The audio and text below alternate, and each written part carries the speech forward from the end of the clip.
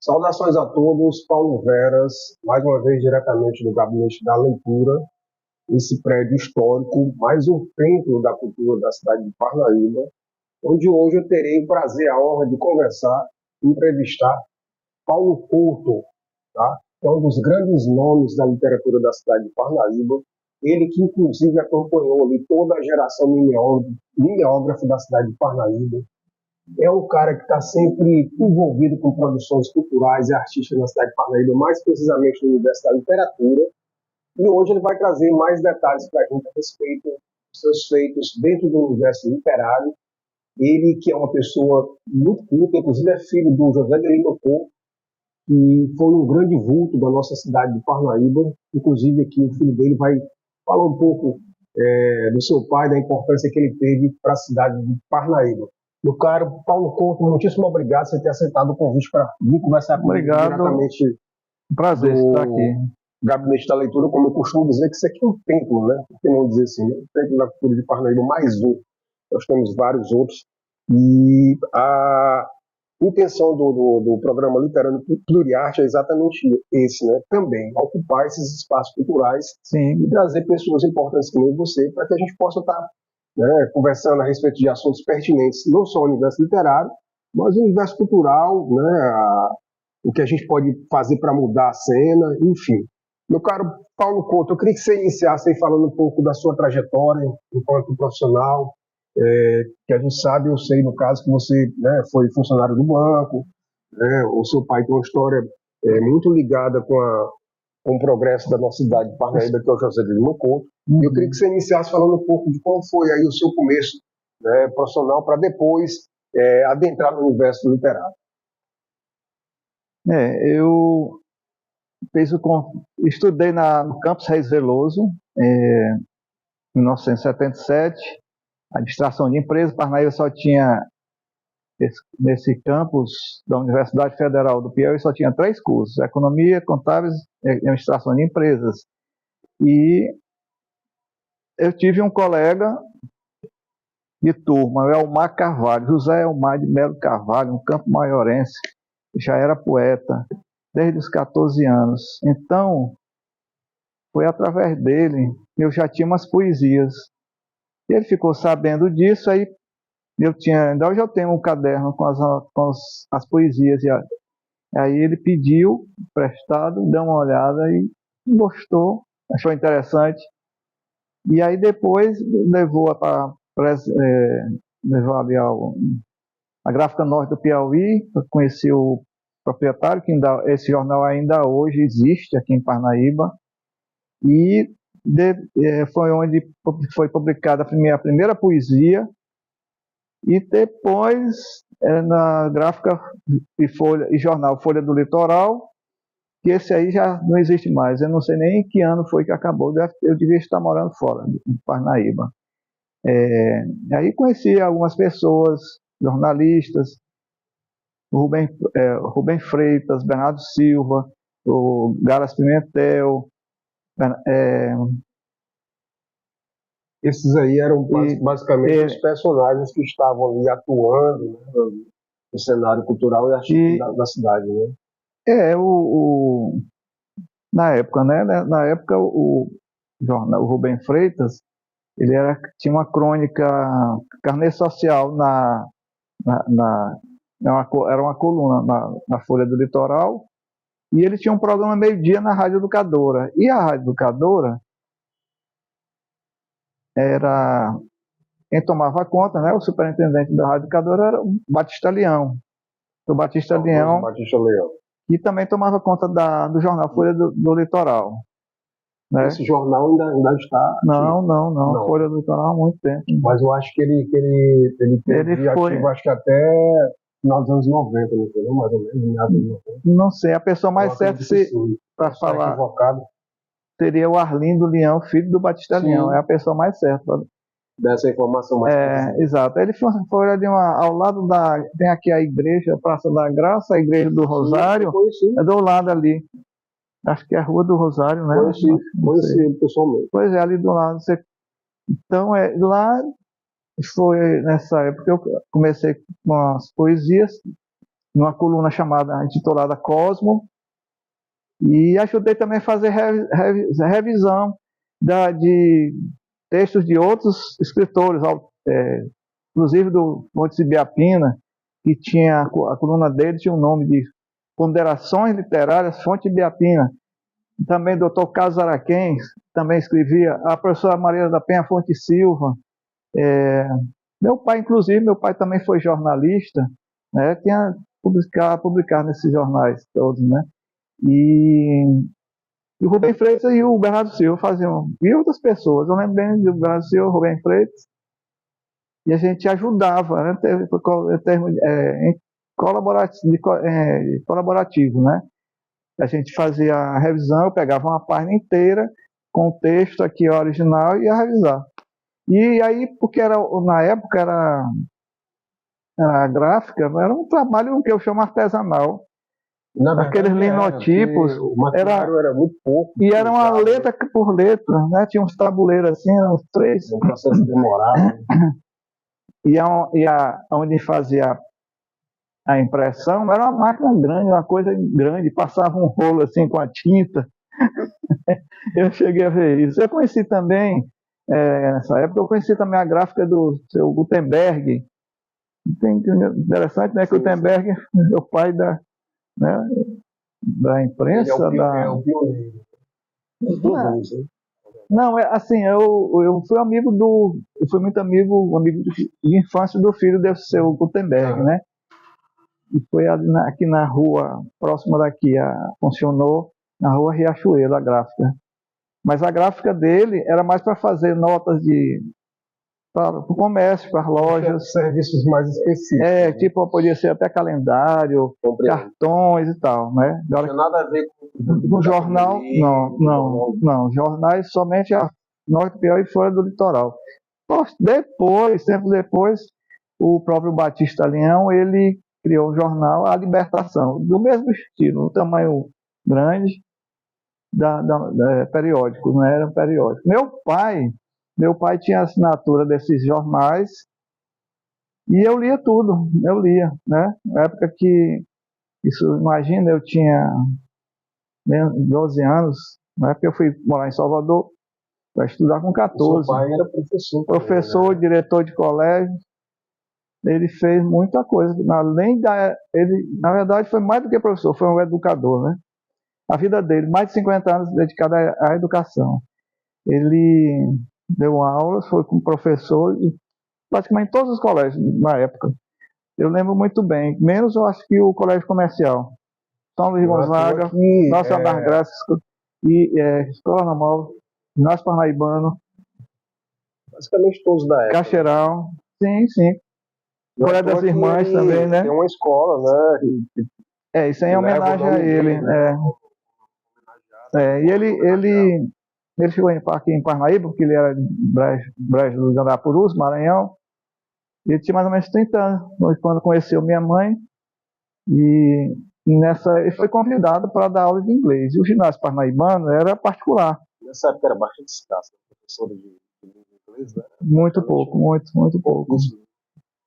Bem, a cidade pequena também, era uma cidade pequena. Então, poucas pessoas tinham oportunidade para estudar. Aí meu pai, já como diretor do ginásio parnaibano, conseguiu a estadualização junto ao governo do estado da época e conseguiu também a escola normal. Com a escola normal, ainda funcionou a escola normal num prédio que hoje é o Cândido Oliveira, e depois conseguiu um terreno que fica ali até a Avenida das Normalistas. Na época, chamaram meu pai de doido, porque ele foi um terreno que era muito distante, né? Mas ele imaginou que construir que a escola funcionasse ali naquele local. Ele imaginou uma coisa de futuro, assim, né? Aí o que acontece? Bastante a escola, não, só uma pessoa que só é doido.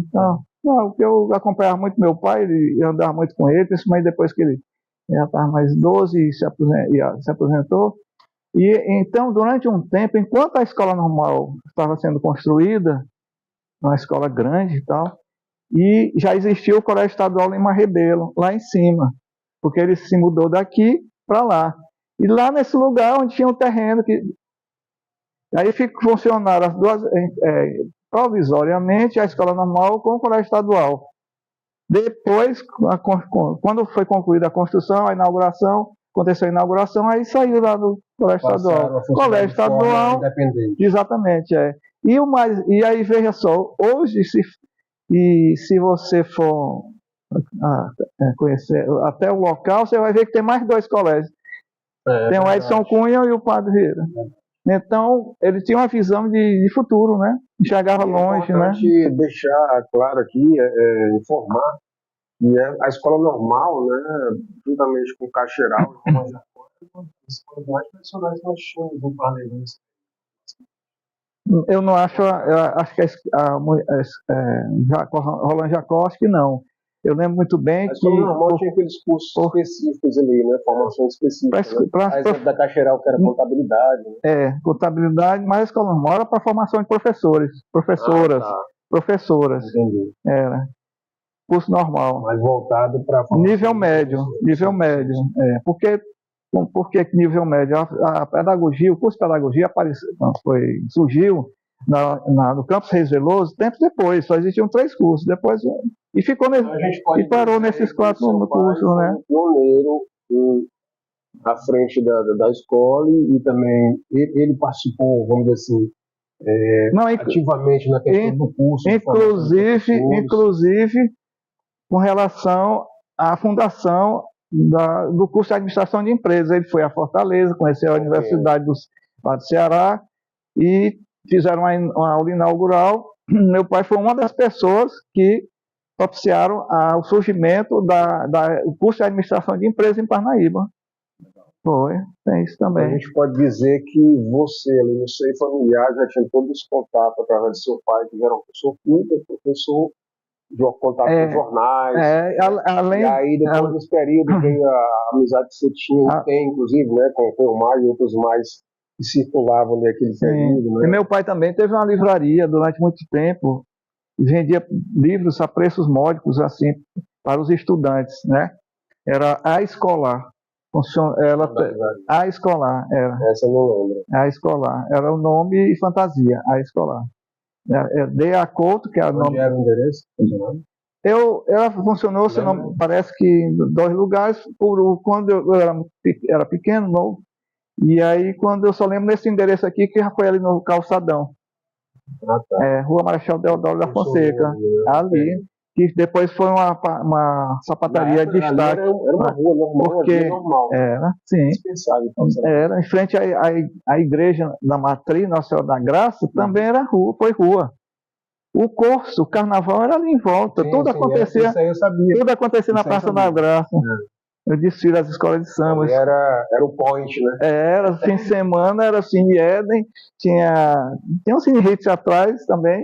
A igreja, a missa às 19 horas no fim de semana, de domingo, e tem aquelas lojas bonitas que estão aqui acabando, né? Infelizmente o centro histórico está abandonado. Eu vejo que o prédio que eu lembro, eu posso dar como exemplo, que não era para estar acontecendo isso, era para estar conservado, é o prédio do Instituto Histórico, Geográfico e Genealógico de Parnaíba.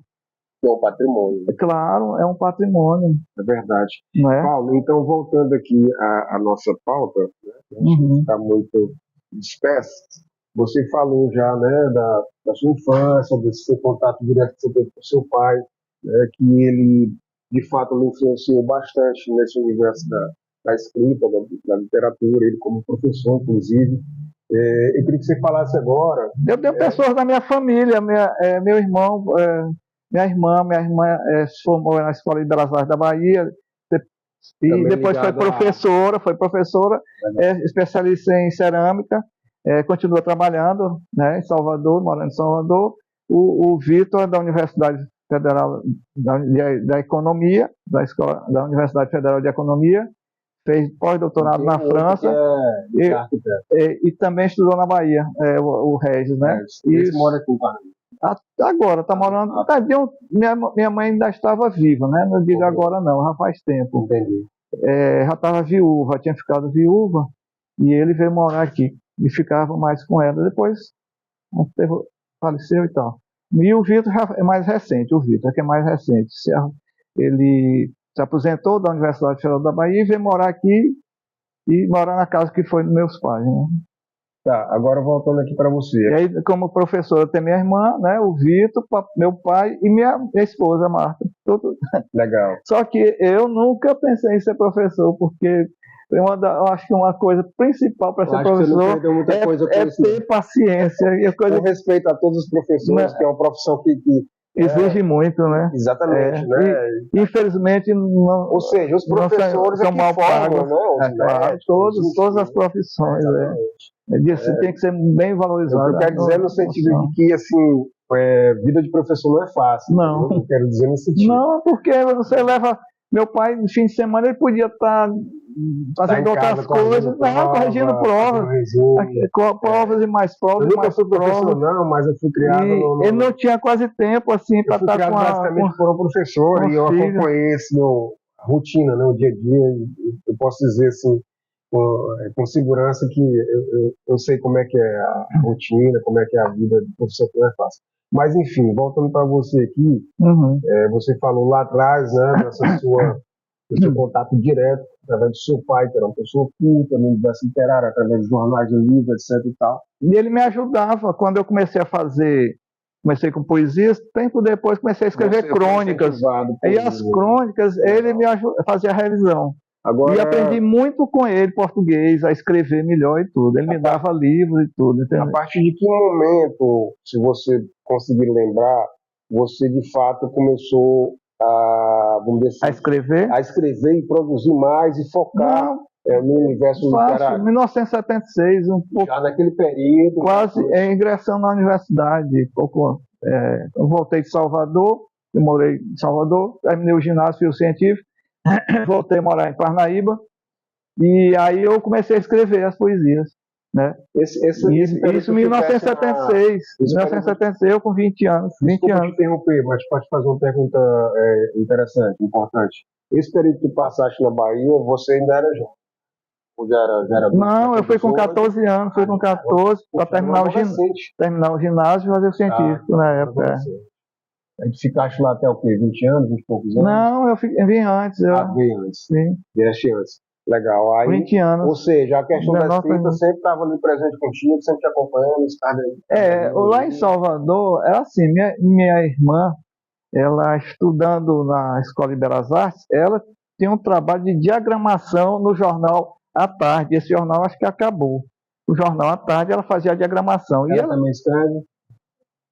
Escreve as coisas que tem a ver com o trabalho dela de cerâmica, que se especializou em cerâmica, né? Ela continuou, ela tem ateliê, ela continua trabalhando, ela faz exposições, ela recupera peças de cerâmica e tudo, com outros artistas também na Bahia e tudo. Então eu tinha, o que é que eu tinha? Eu não tinha nada, não tinha, meu dinheiro era pouco, né? Meu pai, professor, não tinha tantos recursos. Aí o que é que eu fazia? O que é que eu tinha disponível no apartamento? Era só eu e minha irmã. Aí eu encontrei o livro do Torquato Neto, li Os Últimos Dias de Paupéria, tinha uns discos, aí eu escutava os discos, escutar discos desde o tempo da livraria escolar, porque meu pai vendia discos, né? E aí tinha os discos dela, tinha os livros, aí eu mexia em tudo. E o jornal, ela levava um exemplar. E aí eu lia tudo, lia até a página policial. Então eu sempre tive esse interesse, né? Curiosidade também. Paulo Couto, para quem não sabe, você idealizou e participou de diversas, a geração mimeógrafo na cidade de Parnaíba. Eu queria que você falasse agora disso e qual foi, assim, na verdade, a sua primeira produção no universo literário, seja ela participando de alguma coletânea, antologia, ou produzindo algum livro com outros autores, enfim. Não, nessa época, quando eu comecei no jornal, a publicar nesses dois jornais, nós estávamos vivendo a geração mimeógrafa, chamada geração mimeógrafa. Já existiam jornais, tinha o Batalha do Estudante, do Kenar Cruel, tinha o Neo Jornal da Ednólia Fontinelli, do Colégio das Irmãs, que ela estudava lá, tinha o Inovação do Reginaldo Costa. Eu estou tentando lembrar. Uma coisa curiosa é que nesse período eu cheguei a fazer considerável de jornais que estavam ali, né? E época da ditadura, né? Estava na ditadura. Toda a repressão, mas porque o que acontecia mais era a produção era em Teresina e outras cidades, as cidades maiores, né? Parnaíba foi mais tranquilo. É uma cidade pequena. Devia ter, então, o quê? Não sei, 30 mil habitantes, 40 mil, não sei. É uma cidade pequena. E aí eu colaborava com todos esses jornais, com textos, né? Com poesias e crônicas. E eu e Elmar e outras pessoas criamos um grupo, e o nome do grupo ficou assim, Grupo Abertura Força Jovem. Foi na época da abertura da ditadura. Entendi. Que começaram a faltar os exilados, né? Acho que foi o último governo. O período que a ditadura já estava ali se enfraquecendo. Isso, estava. Então criamos um jornal chamado Abertura, né? Abertura. E esse jornal, eu fui o editor, fazia tudo praticamente, né? Eu fazia tudo, ia com a pessoa, era custeado pela prefeitura, na época do Batista Silva, o prefeito. Então era rodado esse jornal lá no Roland Jacó. Realmente, nessa época já tinha o Roland Jacó. E tinha uma impressão em offset, que era o começo do offset. Era só a tipografia São Luís, acho que é bem aqui na frente, foi aqui. Agora estão fazendo só carimbo. Tinha a impressão offset, era só a capa, a primeira página. A capa não, era um jornal. Uma abertura, a capa e a primeira página e a última página. Era feita em uma cor só. Então, foram quatro números, 4 edições. Para a época já era um avanço, né? Era. Existia demais, um desses demais. O Querela. Essa gráfica, bem aqui, que nós vizinhamos, esse prédio, a gráfica americana já existia. E o Fernando Ferraz já estava estudando Direito em Fortaleza. E nas férias do mês de julho, ele fazia um jornal e eu ajudei a fazer, colaborar com texto e tudo, que era o Querela. Esse eu estava esquecendo de falar. E era feito bem aqui nessa gráfica, aqui ao lado. Qual era o conteúdo assim que vocês... Era poesia, o Flamarion, que foi meu amigo de infância. Mas tudo voltado à Flamarion Cunha, professor do Cobrão, professor do Colégio das Irmãs, agora está morando em Palmas, ele fazia os desenhos. Sim. Eu conheci, foi no professor. Isso. Então era poesias, crônicas, literatura. Um jornal com desenhos, com charges, era. Falando aqui, por exemplo, no caso desses jornais, eles duraram pouco tempo. O que eu fiz como editor foram 4 edições apenas. Mas o Inovação não era assim um periódico certo, com data certa do lançamento de ser veiculado, porque era irregular, mas foi o que durou mais tempo. 10 anos foi. Inclusive o Inovação está com mais de 40 anos. Na época do governo, o prefeito começaram a mexer na Praça da Graça e parece que não sei o que aconteceu, colocaram os tapumes, nada dessa praça acontecer, né? 1 ano, 2 anos, aí episódio lá que aconteceu. Até que Inovação sempre provocativa e tudo, muito combativo, com tudo, né? Principalmente com relação às ações da prefeitura, do governo e tal.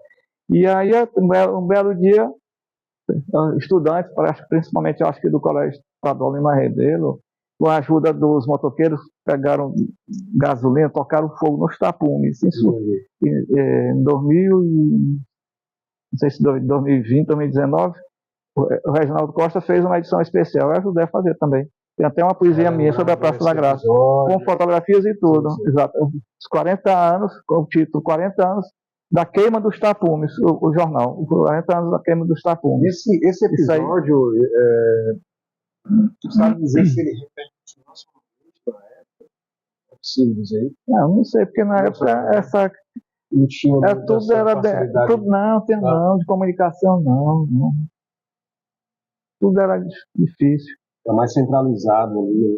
Hoje em dia as coisas, você vê, tudo está acontecendo quando aconteceu no momento, mas o meu tio pai sempre falava disso. Isso ocorrido, né? Sim. Aí, agora eu posso dizer assim, foi uma pena, porque a praça era muito bonita. E não deviam ter feito isso. De tudo isso que aconteceu, a praça foi descaracterizada, né? Totalmente o que era. Ainda fizeram o coreto, fizeram outro coreto, mas acabaram, porque se você, a pessoa chegar ali na estação do trem, tem uma peça, vamos dizer assim, que era o chafariz, está ali abandonado dentro do mato, em frente à Secretaria de Educação, bem aqui na Estrada de Ferro, né? E tinha os postes de ferro, os globos assim redondos, sumiram. Pode estar em a casa de alguém. Tinha a pérgola, na verdade essa peça é a pérgola, lembrei agora. A pérgola é uma coisa que as crianças, todo mundo gostava, tinha tartaruga, né? Tipo de cágados, né? E peixes, né? Legal. E além disso tinha, o que eu lembro bem, era a pérgola, o coreto, aos domingos tinha a banda municipal tocava aos domingos, de noite, todos os domingos, né, nesse coreto, né? Que eles fizeram, mas fizeram já em outro local, diferente. E o monumento já existia, né, isso aí não mexeram. A única coisa que não mexeu praticamente foi o monumento. O monumento da Independência, não é isso? Sim. Em frente à Câmara. Em frente à Câmara e a igreja. Entre a igreja, a catedral e a Câmara. Pois é. No mais seria até um crime, né? Basicamente isso aí. Mas, Paulo, vamos aqui voltando para a sua produção, para a sua arte, você já falou aí, né? Do seu início, né, da sua iniciação no universo literário, falou um pouco da sua família, da importância que seu pai tem para a cidade de Parnaíba. Agora, minhas publicações, só porque eu acabo lembrando depois, mas eu só quero acrescentar que o Jornal Dia de Teresina tinha um suplemento, tinha uma página inteira sobre. Eu tenho tudo guardado, tenho mais de 40 anos com esses recortes da Folha Litoral, dessa página cultural do Jornal Dia de Teresina, tem muita coisa minha, e de outros poetas e escritores. Legal, né? Eu estava esquecendo, porque assim, era da capital. Como eu tenho mais contato com você, eu já sabia, né, um pouco desse seu contato que você teve lá atrás. Pode-se dizer com o nascimento das publicações que aqui existiam, dos jornais. Eu quero também falar assim, é um assunto muito interessante, que ali está registrado boa parte da nossa história. Né? Pois é, as coletâneas, nós participamos de coletâneas, eu participei com o Alcendor, com o Ednólia, com o Elmar Carvalho e outros. Salada Seleta, ver se eu lembro. Galopando com o pessoal de Teresina também. Sim, eu ia até falar disso agora. Poesia do Campus, foi na época que o Elmar foi do diretório acadêmico. Sim, esse é mais antigo. Não, nessa época da geração mimeógrafa, período. E falei de 3, né? Em 3 tempos que foi eu, Elmar e o Kenar.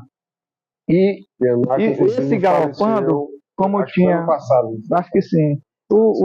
Esse Galopando com o pessoal, com alguns escritores, o Bevon Nascimento, José Maneiro e tal, de Teresina, o lançamento foi na livraria Corisco, que na época do professor, que é professor, advogado, escritor, Cinéa Santos. Foi nessa época que eu conheci. E foi, sim, escreve, está sempre e eu compartilho muita coisa dele que eu gosto. Me identifico muito, sim. Aí o lançamento foi na livraria Corisco, que não existe mais, infelizmente. Foi lá eu conheci o Gerrego de Carvalho, nessa livraria, e agora para lembrar, e um outro escritor agora. O Gerrego é teresinense? Eu não sei, ele é piauiense. Aí o livro Rio Subterrâneo, eu tenho uma dedicatória dele, certo? O outro foi Francisco Miguel de Moura, pronto, esses 2 eu conheci. E tudo através também do meu primo, Paulo Henrique Couto Machado, sobrinho do meu pai. Ele se formou em Direito, foi promotor público em Teresina, nasceu em Teresina, e poeta, publicou através da livraria O Corisco várias coisas, livros, eu tenho algumas coisas dele, sabe? Tem o Cirandinha, Tá Pronto Seu Lobo, é outro livrinho que foi publicado através da livraria O Corisco, né? Foi uma época muito rica, assim, muito bom. É interessante essa sua história, né? Saber que você teve contato, né, direto, inclusive, com diversos nomes da nossa escrita, né, do universo literário, né? Você citou alguns exemplos aí, como Elmar, e dentre outros, né? Que foram o pessoal que, de fato, né, por que não dizer assim, deram início, Alceno Candeiro foi meu professor de literatura, um dos grandes nomes da literatura do nosso estado. Sim, sim. E, assim, é muito legal trazer ao público, né, as pessoas que vão nos assistir posteriormente, de tarde, de manhã, de noite, enfim, né, trazer um pouco dessa sua história, que é muito rica, inclusive, você que teve contato com essas pessoas que, de fato, foram os pilares ali de toda essa produção, não só no universo jornalístico, mas literário também. Mas agora eu queria que você falasse qual foi a tua primeira produção de livros, que a gente sabe que você participou de algumas antologias. Sim, as antologias já citei. E está à frente também, inclusive agora, a mais recente que inclusive eu participei, que foi o Parnaíba, Passado, Presente e Futuro. Né? A gente vai falar já disso Passado, Presente e Futuro. Mas antes eu quero que você fale qual foi a sua primeira, vamos dizer assim, produção em termos de livro, fora as antologias. Poxa, agora eu vou começar a trabalhar. Certo, eu fiz o concurso do banco, ingressei no banco, aí eu passei a me dedicar mais para a família, o emprego, e também a questão eu ingressei fiquei muito tempo como delegado sindical e participava daquelas reuniões anuais lá nos sindicatos bancários. Tu tiveste também um envolvimento com partidos políticos. Sim, Isso tudo conheci muitos políticos que ainda estão atuando na política, como Elton Dias, a Flora Isabel, o Marcelino Fonteles, que é o pai do Rafael Fonteles, que é o atual governador. Sim. O Carvalho, como era o nome dele, que faleceu, não era? Eu não me esqueci agora o nome dele. E outras. Viam pessoas, tinham os convidados da CUT de São Paulo, Recife, e eu como delegado, eu estava sempre presente. Então, eu deixei um pouco a literatura nesse período aí, quando eu estive no banco. Mas ainda escrevi alguma coisa. Eu lembro que eu já estava trabalhando em Luiz Correia, e eu escrevi na época todo mês de setembro era o dissídio coletivo dos bancos, da própria instituição. dos bancos, todos os bancos, era um dissídio coletivo, que a gente acabava fazendo greve. Porque sempre aquela questão quando eu chegava no aumento do salário, aí os banqueiros não queriam dar, né? Compreendo. Renovava aquelas cláusulas todos os anos de direitos, e isso com relação a férias, não sei o que, licença maternidade, coisas desse tipo, eu já estou esquecendo. Então, todo ano tinha, e eu participei de todas as greves, enquanto eu fui do banco, todas as greves, né? Mas em um determinado momento, no mês de setembro, ainda em Luiz Correia, eu escrevi um texto, e esse texto, não sei se foi através do Elmar, tem um jornalista que ele é dedicado só escreve, tem muitos livros dele, alguns livros dele aqui na Banca de Registro do Louro, né, na Praça da Graça. Eu esqueci o nome dele, mas ele publicou esse artigo, texto que eu fiz, que tinha tudo a ver com a greve, com a época, né? Falando eu fiz uma comparação, assim, desses eventos que tinha. Como se fosse uma disputa, um jogo entre patrão com empregado, sabe? Eu fiz uma analogia, uma coisa assim. Aí ele gostou e publicou. Eu tenho isso, nunca publiquei, está guardado. Inclusive com uma cartinha, o Elmar está estudando, lá está morando em Teresina, a cartinha explicando tudo direitinho. E mandou o recorte de jornal e tudo. Isso aí eu ainda vou escrever sobre isso. Deixa eu te fazer uma pergunta curiosa. Nesse período tu estava ativo com essas ações mais voltadas para a política? Sim. Não, política nem tanto, é mais com relação ao sindicato, dos bancários. De greve e tal, né? Mas você fez algum tipo de retaliação, algum tipo de repressão, não, né? Não. Aí tinha um jornal, o sindicato publicava um jornal, e a gente tinha as reuniões, e às vezes estava eu como representante do banco, do banco não, dos funcionários como delegado sindical, ou ou suplente de delegado, porque às vezes eu ficava como suplente, a gente recebia a visita do presidente do sindicato, né, muito bem, do Wellington Dias, depois foi a Regina Souza, e a gente ia para fazer reunião com os funcionários. Essa gestão tinha, e depois foi a Regina Souza, porque ele se candidatou, aí foi que ele entrou na política, ele se candidatou e conseguiu ser eleito. Eu ajudei, inclusive, com os votos. Agora me permite te fazer uma pergunta. E a Regina Souza ficou no lugar dele. Me permita lhe fazer uma pergunta um pouco incômoda, mas que eu acho que é necessária. Todo esse contato que você teve com esse pessoal, né, com essas pessoas ligadas, né, ao sindicato, ao sindicalismo, às instituições, à política. Como é que era a tua visão em relação a esse contato que tiveste com essas pessoas dentro da tua cabeça, considerando a tua aptidão, a tua vontade de escrever, a tua vontade de produzir livros? De que maneira você via a cabeça deles?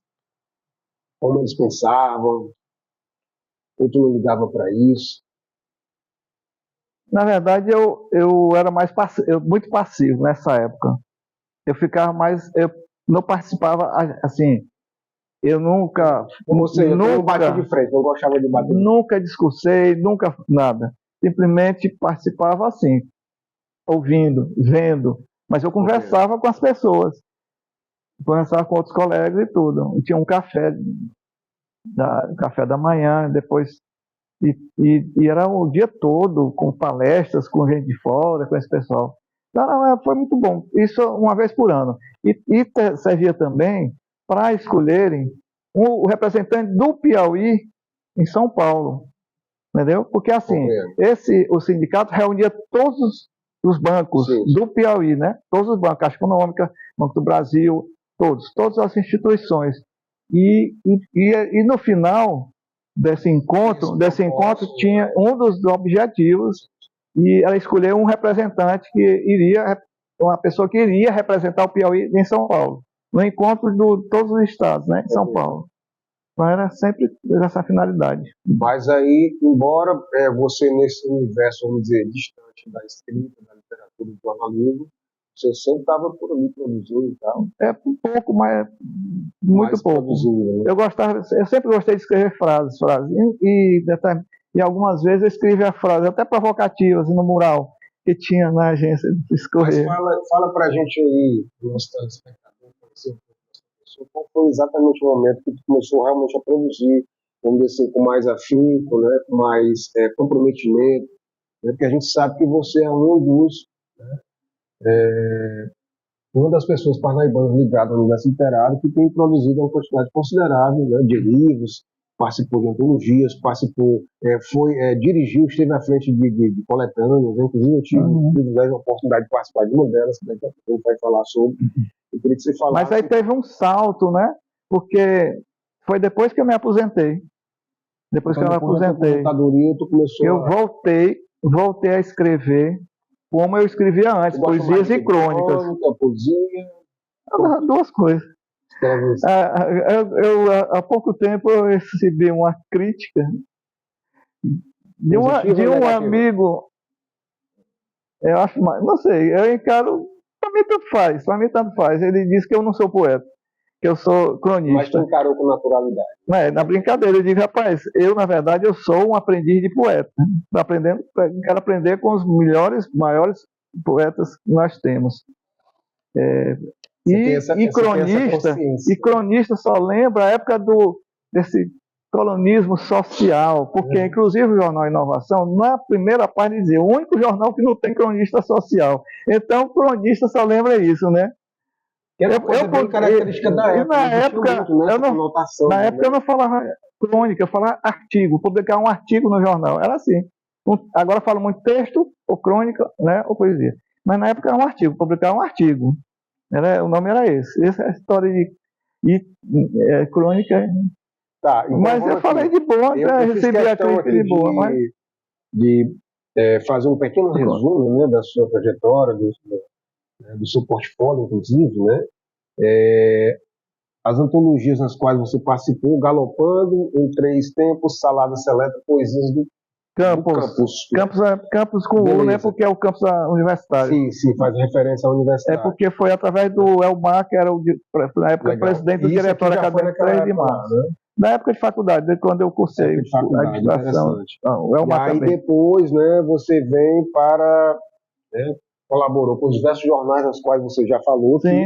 Né? Colaborei. Aí tem aqui listado Poesias e Crônicas em 2022, Textos em Fatos e Fotos em 2022, participou de Parnárias 2017.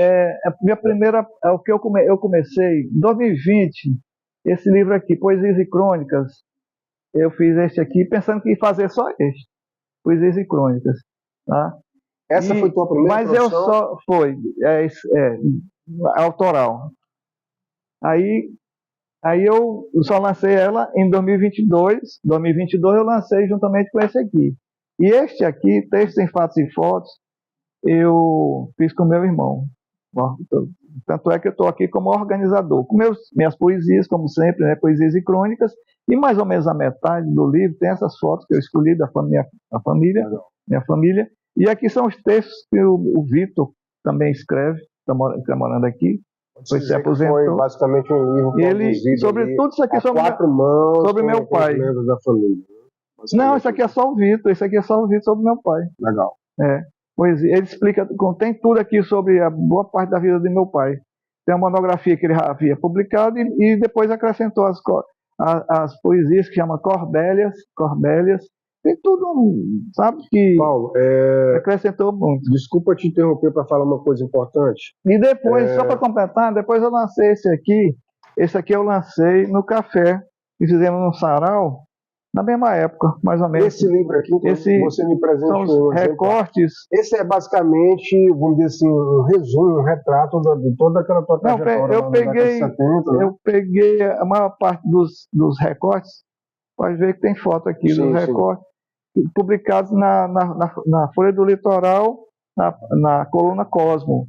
Quase todos estão aqui. Só que eu tive que fazer... Uma espécie de apanhado daquele período, essa produção foi feita nessa época. Só que eu tive Exato. Eu tive que fazer uma revisão, uma boa revisão. Mas aqui na quarta capa, está explicando aqui, tem nota, os textos foram escritos e publicados em 1977, 78, 79, 3 anos.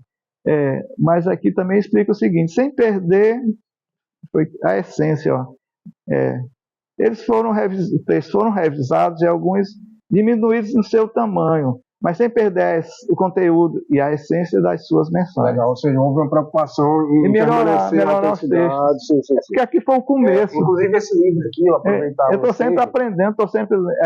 Você, telespectador, pode e deve adquiri-lo, né? Ele está à disposição aqui na Banca do Louro, na cidade de Parnaíba. Na Banca de Registro do Louro só não tem este.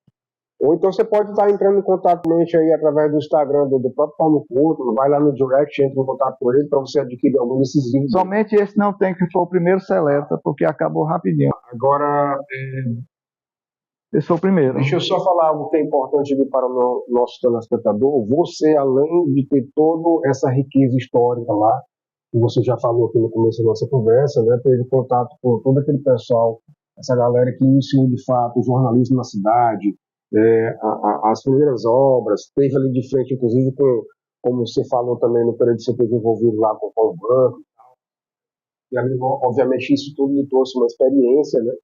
E, inclusive, esse seu livro aqui, que eu fui presenteado, que é bem legal, recomendo você conhecer, que aqui basicamente fala muito, né, tem muito a ver com a época dos anos 70 e começo dos anos 80, isso aqui.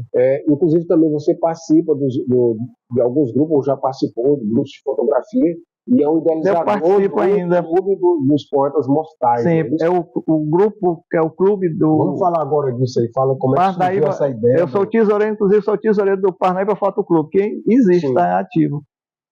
Legal. Atualmente Mas vamos falar agora do Clube dos Poetas Mortais. A ideia é sua, surgiu... Tem tudo a ver com o Parnaíba Foto Clube. Por quê? Legal.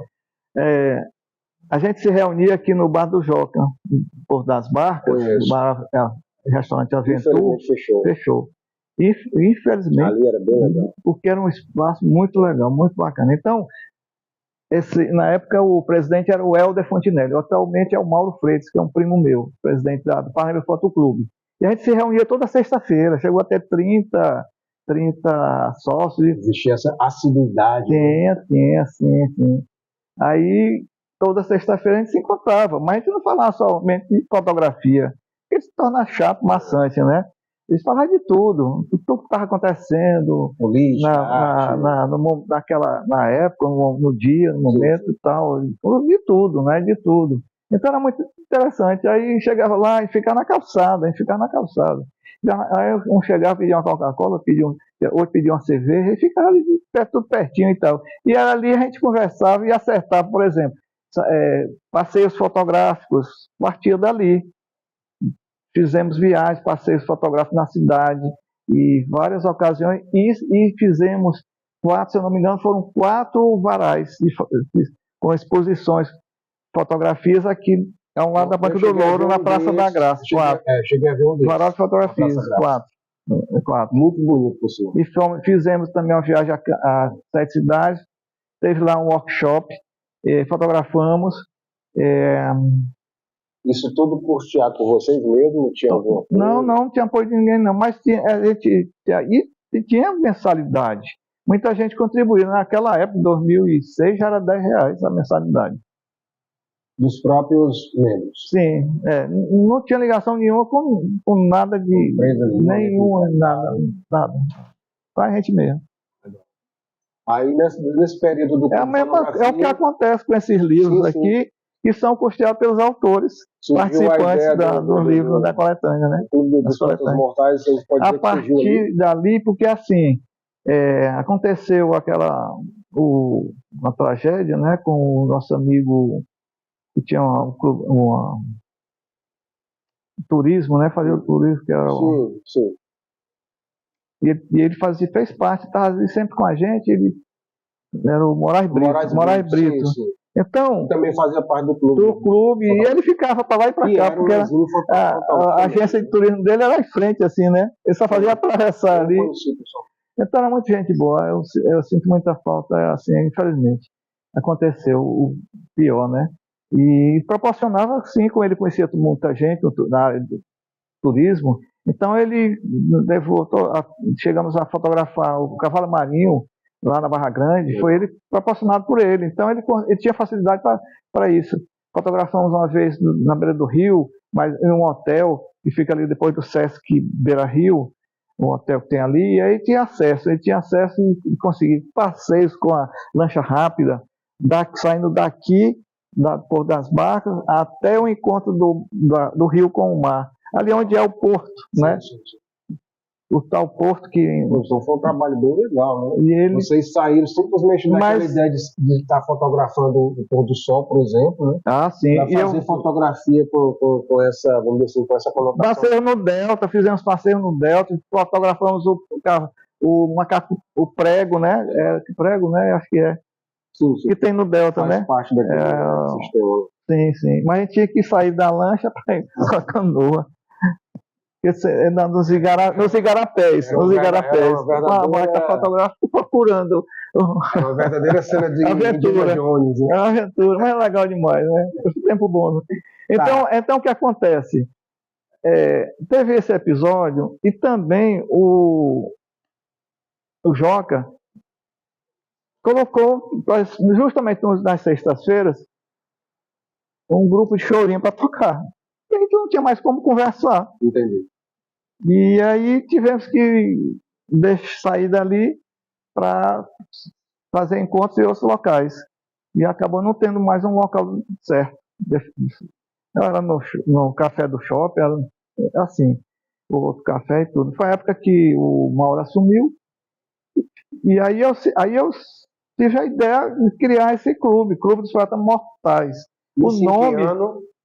Exatamente, lembra? Eu criei dia 27 de dezembro de 2020. O clube foi registrado no cartório em maio, junho do ano seguinte, 2021. E após o registro do cartório, eu providenciei logo O cadastro do CNPJ, o CNPJ com pessoa jurídica. De forma toda organizada, no sentido mais amplo da palavra. Claro, e anualmente é prestada contas com a Receita Federal, porque é pessoa jurídica. Sim. Todo ano eu contrato um escritório de contabilidade para fazer isso, no mês de fevereiro. E já foi feita a alteração da diretoria, também já registrado em cartório. Quando tem alteração ou do estatuto ou da diretoria, é registrado em cartório. Deixa eu te fazer... em dia. Tanto é que eu posso só acrescentar uma coisa com relação a isso, e que está para participar de editais. Exatamente. Coisa que nunca se fez, né? Me permita fazer uma pergunta em cima dessa questão do grupo... do Clube dos Poetas Mortais. Dos Poetas Mortais, né? Desculpa. Existe um outro grupo organizado dessa forma em Parnaíba? Você tem conhecimento? Tem o Piauí em Letras, Piauí Poético, né? Eu acredito que seja, né? São esses grupos, porque eles conseguem fazer os livros, né? Mas só que a ideia do Clube dos Poetas Mortais não é só literatura, é abrangente para todas as artes, tudo relacionado à cultura, como fotografia, cinema, música, teatro, artes plásticas, folclore, tudo relacionado à cultura, apesar do nome, porque até uma certa época todo mundo achava que era só para poetas. Não é só para poetas. Aí foi uma jogada para chamar a atenção o nome, né? A gente também não pode se estender muito. A gente poderia ficar aqui horas conversando, né? Você é um cara muito simpático, muito articulado, inteligente. Eu vou pedir agora para a gente dar uma resumida e, lógico, não deixar alguns assuntos importantes de fora, né? Vamos falar agora dessa ideia da última produção. Seleta. Eu lancei... Vamos falar dela agora. Tá, vamos falar do clube agora, sim, né? Sim. Não é isso? Sim. Então, pegamos a época... lá, 2020... Pegamos a época da pandemia. Sim. E o que a gente podia fazer eram as lives. Fizemos algumas lives. Sempre no canal também no YouTube, né? Foi depois. Foi depois. Foi logo, na verdade, sim, porque eu usei o CNPJ, né? Mas olha só, o que a gente podia fazer, uma atividade, uma ação, eram as lives. As lives com sorteio de 5 livros. E a participação 12, 14, 15, 16 pessoas. Fizemos algumas lives. Depois, acho que quando a pandemia, não sei, o pessoal se vacinando, aquele negócio, aí começamos a fazer encontros presenciais. Fizemos um aqui no Povo das Ruínas, Povo das Barcas, fizemos uma pizzaria, sabor de frutas, e sempre com música ao vivo, né? Esses encontros presenciais sempre com música ao vivo, Gregório Neto tocando, nas Ruínas teve o Gregório Neto, teve o Zé Paraguaçu, que é de Floriano,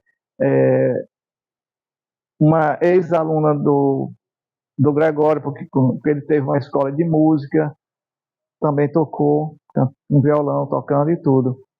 E apresentações, o Carlos Pontes fez uma apresentação muito bacana, isso nas Ruínas, né? E fizemos também um sarau, foi quando o clube foi convidado, foi o Danilo Melo quem convidou, queria não, ele já como professor já. Mas ele foi secretário, sabe? Foi, mas muito tempo. Não, foi agora, né? Sim. Que também faz parte do grupo. Criaram um grupo, criou integrante do grupo, né? Do grupo para fazer a Semana de Cultura em Parnaíba. E ele com outras pessoas, mas ele fez o convite para mim, né? O Clube dos Poetas Mortais está convidado a participar dessa semana e tal. O que nós fizemos? Fizemos um sarau. O sarau foi no Cafeína Cafeteria, que não existe mais. Foi ali mais ou menos à frente do shopping, da Avenida São Sebastião. Mas foi muito bom. E foi no inverno, mas mesmo assim, no mês de abril, e na sala fechada, com ar-condicionado, mais de 40 pessoas. E teve a Fátima Castelo Branco, cantou improvisadamente, né? Cantou, o Pedrinho Guita cantou, e várias pessoas falaram. O Joaquim Lopes Saraiva, do Teatro Saraiva, falou, o Cláudio Arlindo, Carlos Pontes, muita gente, participação foi muito bom. Então, nessa época, era para lançar a revista do Cláudio que estava no começo, a revista já foi após o Piauí, após o Piauí, a revista. Piauí Poético. Exato. E eu estava lá com meu livro e tal. Então, e participamos também desse encontro de arte e cultura de Parnaíba no Teatro Saraiva. Participamos já este ano, não, ano passado, 2025, 2024. O ano anterior participamos. Então, o clube sempre está em atividade. Poderia fazer até mais. Mas o que acontece também é que nós não temos recursos. Não temos. Sem dinheiro não faz muita coisa, né? Tá. Paulo, e assim, aí porque acabo falando. Falei das lives, falei de encontros presenciais, depois eu lancei a ideia desse projeto Seleta do Clube Seleta Mortais, para fazer editar livros. Não é isso que você vai falar agora? Também, pode falar. Certo. Então, esse aí reúne vários escritores, né? São coletâneas. Então, o primeiro foram lançadas 3 edições, não foi isso? Deixa eu pegar bem aqui. Foram feitas 3 edições? 3. Até agora foram 3, estamos trabalhando na 4ª. Essa primeira foi lançada exatamente em que ano? Eu lancei livros em 2022, 2023, 2024, 2020, todo ano eu estou lançando livro. Aí, 2022, foram esses meus 2 aqui. É interessante colocar... E o do meu irmão, o Vitor, de contos, aqui, né? Paulo, aí, então, o Seleta começou a ser lançado, os livros começaram a ser lançados em 2023. Eu lancei do Seleta. 2023, 2024, 2025. E agora estamos trabalhando no 4º. O ano passado, não foi o Seleta, foi esse que demos um tempo no projeto Seleta, lançamos esse com um tema específico, é o passado para a gente futuro, com um tema específico. É um prazer de participar. Exatamente. Aqui eu assino como Sassi Nakamoto, que é um dos meus representantes. Muito bem. Me fale disso aqui, como surgiu a ideia de fazer essa... É uma antologia? Coletânea. Como surgiu a ideia de fazer esse livro voltado exclusivamente para a nossa cidade?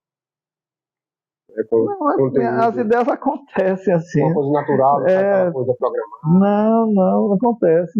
E aí que a capa, deixa eu falar aqui da Existe capa. Alguma outra produção do Parnaíba voltado com esse teor aqui? Tem. Parnaíba existe, tem vários. Foram lançados nesse contexto aí. Sim. Só que aqui ficou bem amplo para a pessoa, apesar de ser um tema específico, poderia escrever sobre o passado, presente e futuro, imaginar o futuro para Parnaíba, né? Então é bem amplo, né? Bem amplo. Ou seja, vai além da poesia falando da Parnaíba, né? Engloba aspectos turísticos. Sobre o delta, sobre ecossistema. Tudo relacionado ao nosso município, a Praia do Sal, por exemplo, que é muito... onde eu fiz a minha primeira poesia. Na verdade, eu tive a imaginação de escrever num dia que eu estava na Praia do Sal. Foi minha primeira poesia, quando eu cheguei em casa e botei no papel. Paulo, deixa eu te fazer uma outra pergunta, também relacionada a essa última produção que foi feita, né, idealizada por... Essa capa do Helder, né? As 2 fotos, Helder Fontinelli, que é fotógrafo. O trabalho de essa foi feito pelo Pedro, né? Sim, continua sendo ele. E esse texto do Helder também, Helder Fontinelli. Isso eu convidei ele para participar do livro, com esse texto e as fotos. Não é porque eu participei não, mas é um livro muito bonito, bem produzido. Inclusive, recomendo que vocês adquiram esse tema na Banca do Tem. Banca do Ouro, tá? E aqui neste gabinete também, todos os livros estão aqui. E aqui também gabinete no gabinete leitura, local. a vida do Presidente Vargas. Essa gravação, esse bate-papo com o Paulo Couto. Eu vou te fazer uma pergunta agora impertinente em relação a toda essa produção sua, envolvendo tudo que nós falamos aqui, voltado para o universo literário, de produção de livros, de antologias, de coletâneas, etc.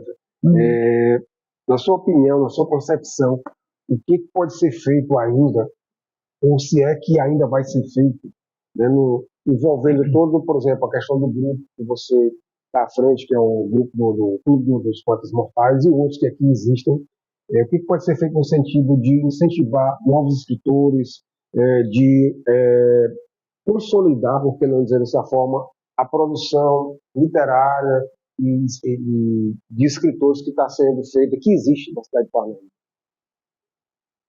Bom, com relação ao clube, como já falei, está apto para participar de editais. Eu acho que se a gente conseguisse a aprovação de um projeto já seria um bom começo para a gente ter o dinheiro e aplicar envolvendo mais pessoas, né? Eu acredito que dá para envolver muita gente com dinheiro, como por exemplo, a Fátima Castelo Branco, ela conseguiu através a nível nacional. Edital também. E o edital foi aprovado e estava fazendo todo mês um sarau, né? É por aí.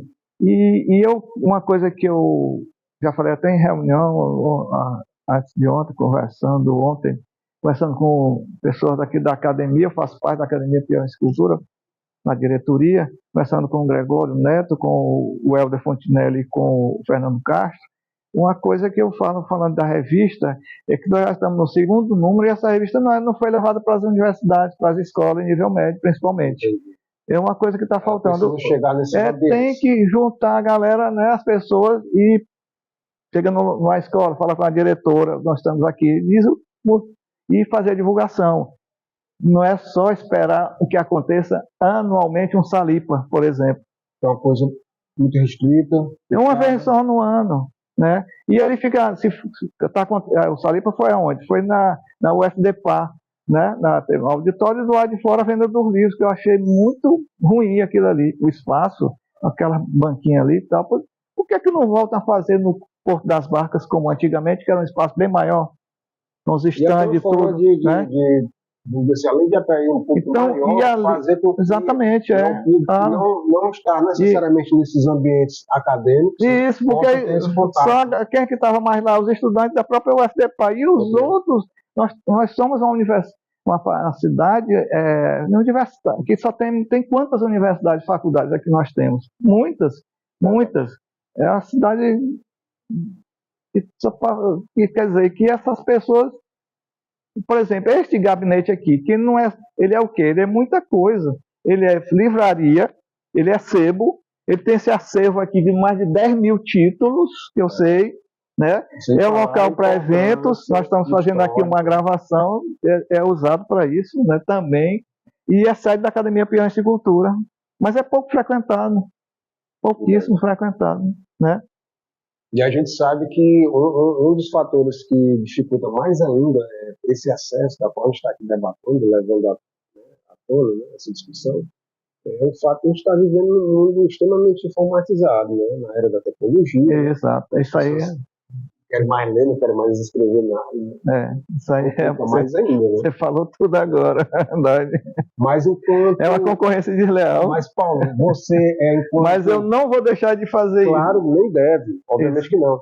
Não vou deixar de fazer. A intenção do programa também é essa, trazer pessoas como você, que tem esse compromisso, tem essa garra vamos dizer assim, de permanecer produzindo, de continuar produzindo, né?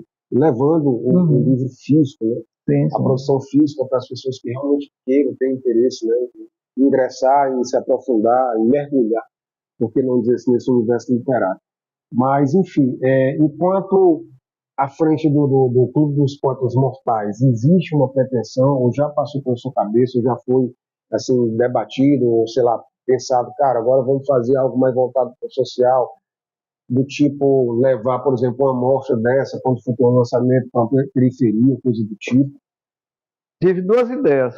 Uma delas seria um jornal informativo cultural. Mas aí não conseguimos apoio, né, patrocínio, e está engavetada essa ideia. Mas essa que eu vou falar agora tem mais a ver com o que você falou. Como levar para a periferia? Sim, tem uma ideia que eu tive, falei até com o Arlindo Leão, na época ainda era superintendente de cultura aqui de Parnaíba, e disse que não tinha dinheiro. Tudo bem. Mas a ideia qual é? A ideia é fazer uma feira de livros novos e usados cada semana em um bairro diferente. Mas toda semana um bairro diferente. Livros novos e usados. Mas aí teria que ter o aparato, teria que ter a polícia, questão de segurança, teria que ter uma estrutura, né, para poder funcionar isso. Uma estrutura exatamente com mesas, cadeiras, com a barraquinha. Se for no inverno, tem que ter não pode ser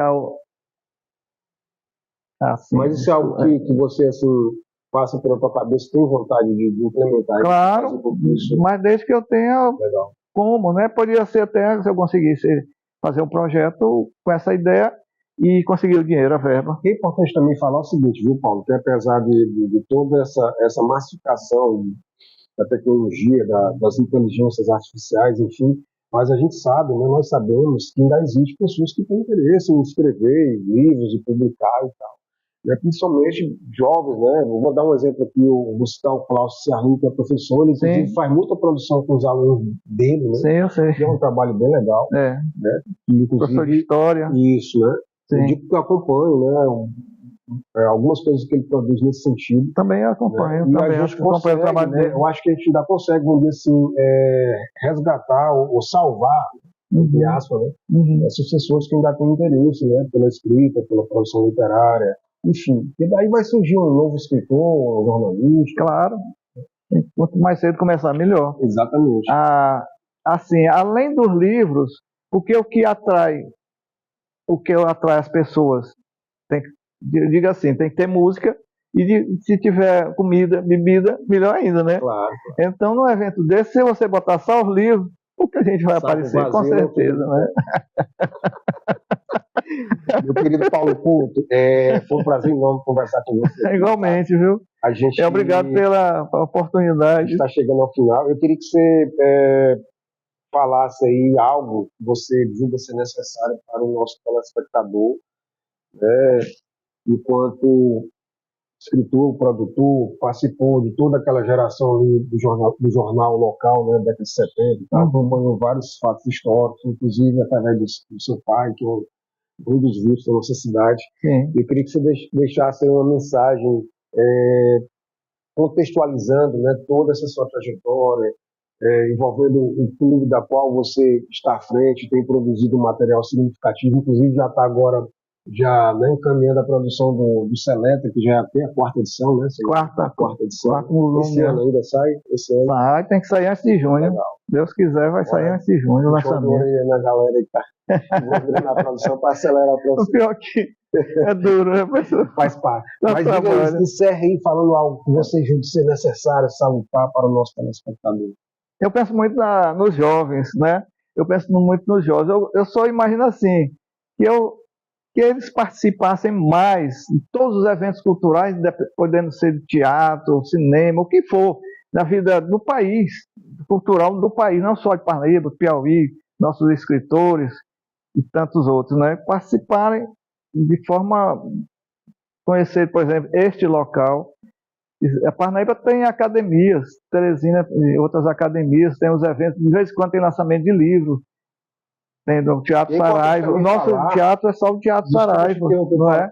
Então, é só isso que eu queria, a minha mensagem é essa. É importante falar também o seguinte, só para complementar aí a tua colocação, quando você falou da academia, a Academia Parnaíba de Direito ultimamente tem mudado muito, né, a sua mentalidade no sentido de produzir mais, né? Produzir e também tirar um pouco daquele conservadorismo e tal, né? Sim, também claro, sim, com certeza.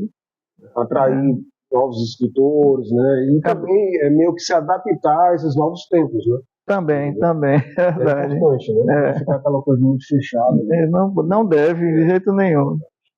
Paulo, muito obrigado. Obrigado pela oportunidade. Pessoal, assistam aí, deixa seu like, compartilhe, tá? Eu vou deixar aqui na descrição do vídeo a minha chave Pix, você que pode e deve ajudar o canal para que a gente possa trazer mais produções como essa para você, tá? E até a próxima. Tchau, tchau.